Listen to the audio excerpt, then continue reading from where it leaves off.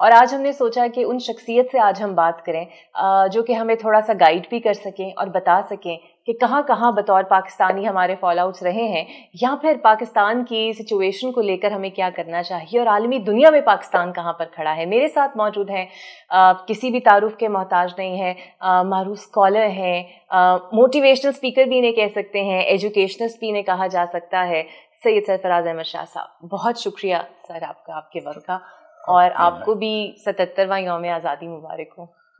Thank you so مچ، اور میری طرف سے پوری قوم کو یوم آزادی مبارک۔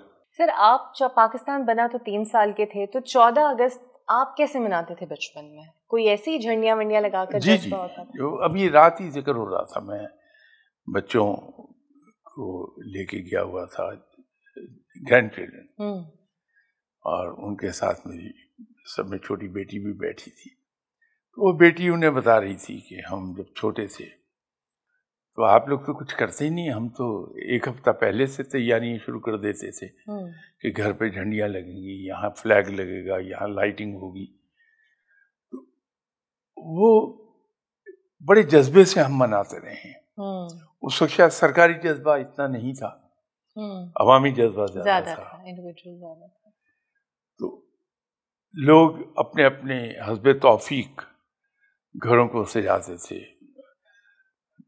جو کچھ توفیق ہے انسان میں اس کے مطابق اسی سائز کا بڑا جھنڈا لگتا تھا۔ لیکن یہ بڑی اچھی ٹرم آپ نے استعمال کی، سرکاری جذبہ اب زیادہ ہے اس ٹائم پہ۔ اچھا شاہ صاحب، 1947 سے لے کر 2024 تک آپ کیا اینالائز کرتے ہیں؟ ہم نے کیا کھویا ہے اور کیا پایا ہے بطور پاکستان؟ ویسے اس کے کہ میں گنوانا شروع کروں کیا کھویا کیا پایا، میں صرف ایک عرض کرنا چاہتا ہوں کہ جن راہوں سے ہم گزر رہے ہیں، جس دور کو ہم دیکھ رہے ہیں، یہ کوئی انہونی بات نہیں ہے۔ سبھی قوموں پر یہ وقت آتا رہتا ہے۔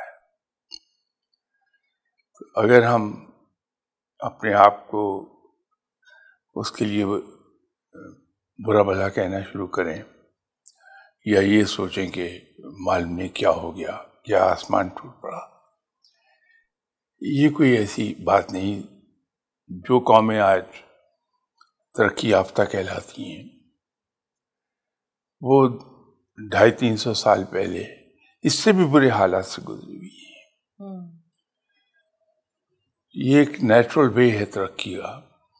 جس طرح سے ہم اگر ٹرین پہ سفر کریں یہاں سے اسلام آباد کے لیے،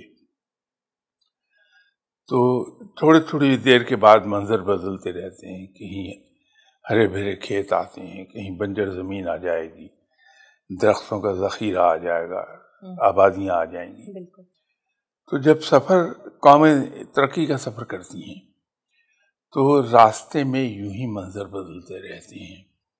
ان میں کچھ بہت ہی خوبصورت منظر ہوتے ہیں، بڑی خوبصورت یادیں رہ جاتی ہیں، باقی کہیں کہیں کچھ ایسی یادیں بھی ہوتی ہیں جن سے انسان دور بھاگ جانا چاہتا ہے۔